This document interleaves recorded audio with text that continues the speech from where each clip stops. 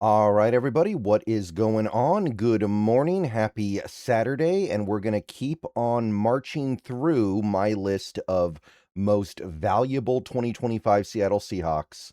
And we are now getting to some of the really, really good stuff here, some of the really strong players, some of the guys that I think are right near the top of the list in terms of reasons why this team ultimately did win the Super Bowl last year.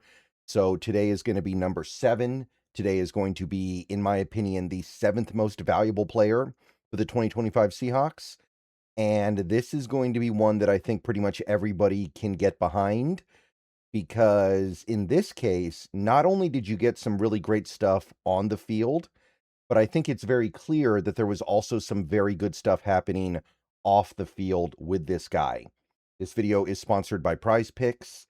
And our player today is going to be DeMarcus Lawrence. DeMarcus Lawrence, free agent signing last offseason, had a long career in Dallas, was coming off a year where he only played in 4 games, getting older, looked like maybe he was at the end of the line, but he could still do some things really well. He fit the defense. He fit the style of defense Mike Macdonald wants to play. So the Seahawks brought on DeMarcus Lawrence, and he rewarded the team with one of the best seasons of his career. And most importantly, he played the exact way Mike Macdonald wants an edge rusher to play in this defense. So when you're looking at DeMarcus Lawrence, what he did in 2025, you're thinking, all right, he was good, right? He was definitely good. 6 sacks in 16 games. He did basically miss about 2 games because he barely played in 1 game before he got hurt, and then he missed a game with the injury. But overall, you're like, okay, he had the 6 sacks. He had the one crazy game where he recovered 2 fumbles for touchdowns. He forced 3 fumbles over the course of the season. He had 53 tackles, which is quite good for an edge defender. And you're also looking at him as just kind of a run defender in general. And PFF had him ranked as the number 1 edge rusher in football when it came to defending the run. Number 1 out of 115 players, 85 run defense grade. It's a pretty good array of stuff. But you might be looking at this and wondering, okay, where's the sizzle? How is this guy higher on my list than a guy like Devin Witherspoon or even a Nick Eamon-Worry? Now, there are a couple different things going on here, and there's a couple different reasons why I think that DeMarcus Lawrence's impact goes beyond just these box score numbers. For one, you have the pressure numbers, and I do want to emphasize this. This is important. DeMarcus Lawrence had been a very good player in Dallas for several years. No one is denying that, but it sure looked like his days of being a consistent pressure guy were over. Like, you take a look at what he did in Dallas those first 2 years, or, well, okay, not first 2 years, but 2 of the 3 years of Dan Quinn when they had a really nice defense in Dallas. The 2 years he made the Pro Bowl, he had a combined across 34 games, 34 pressures. His claim to fame was run defense. He had not had a truly elite year rushing the passer since 2018. That's a long time ago. 2018, he had 10.5 sacks, 42 pressures, and every year since then, he had 29 or fewer pressures and at most 6 to 6.5 sacks. So it seemed like the days of him being an elite pressure guy were over, and he was mostly just a run defender.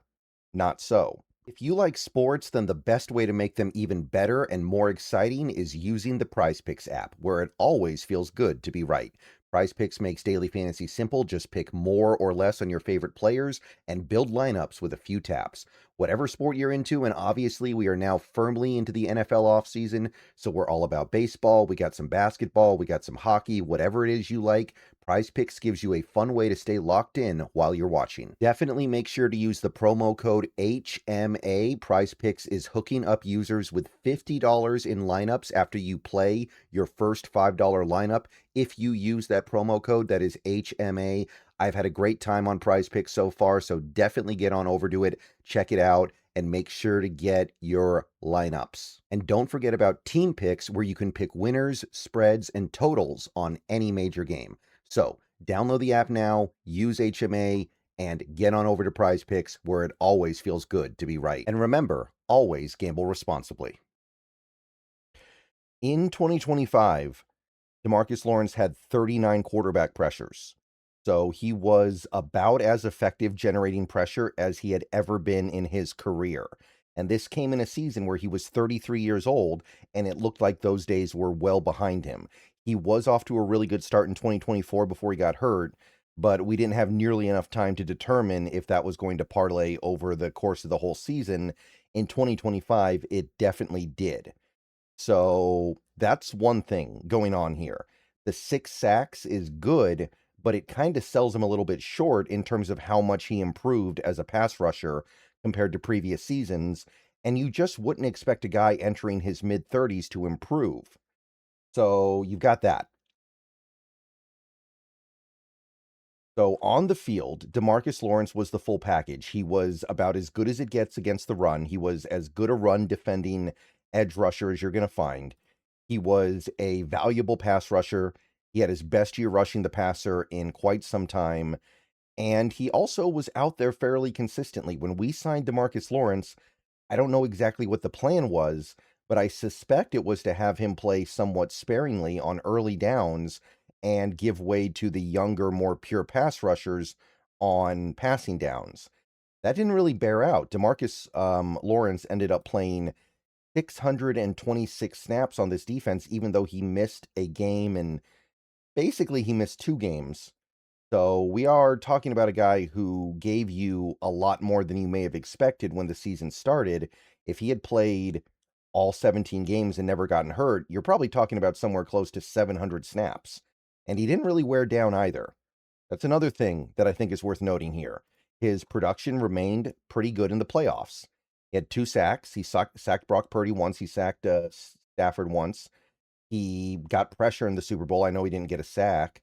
He led the NFL in forced fumbles in the playoffs with 3, and he also batted down a couple of passes, which is something he did not do during the regular season.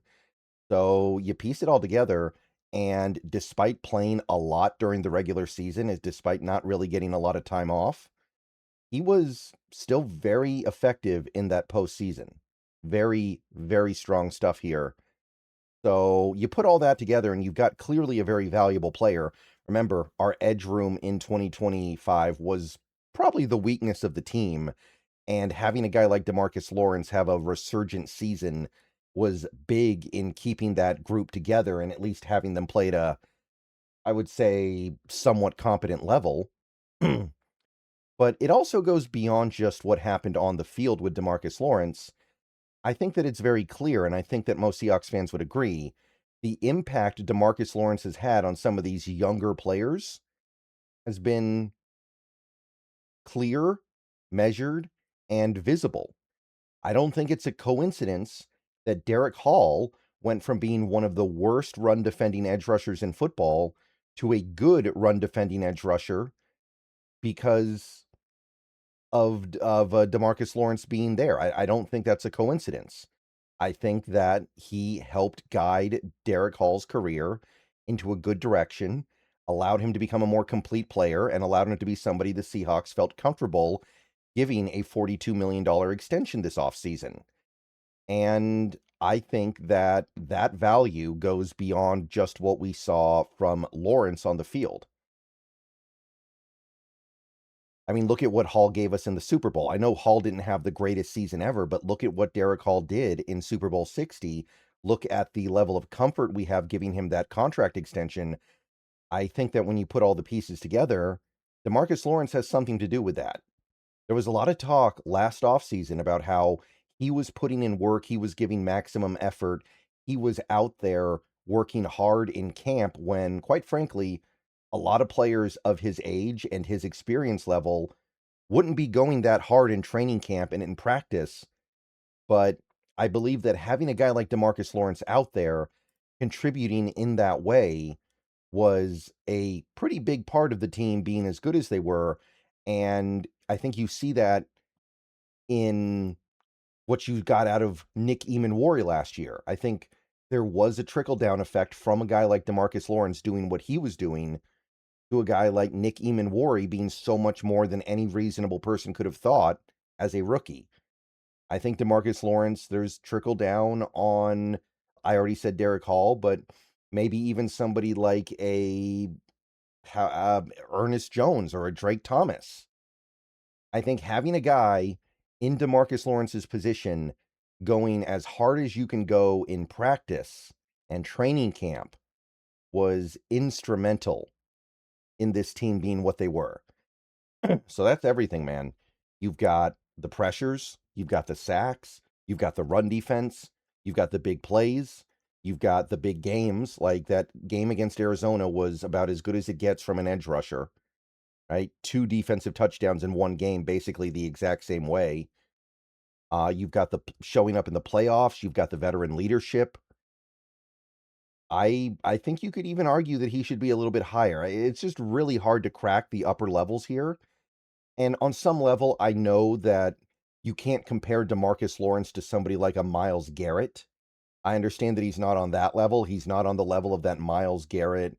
Um, shoot, or a Micah Parsons. I know Parsons got hurt last year, but that kind of player, Lawrence isn't there. I understand that. But when you look at how much this team needed a quality all-around edge rusher last year because they were a little deficient in that area, Lawrence doing what he did, even if it wasn't on the level of those guys, was really important. So DeMarcus Lawrence, really happy he's coming back for 2026. And that is my number 7. So we'll be moving on tomorrow in all likelihood, going on to number 6. Let me know what you guys think. I'll see you guys later. Go Hawks. DeMarcus Lawrence, awesome season.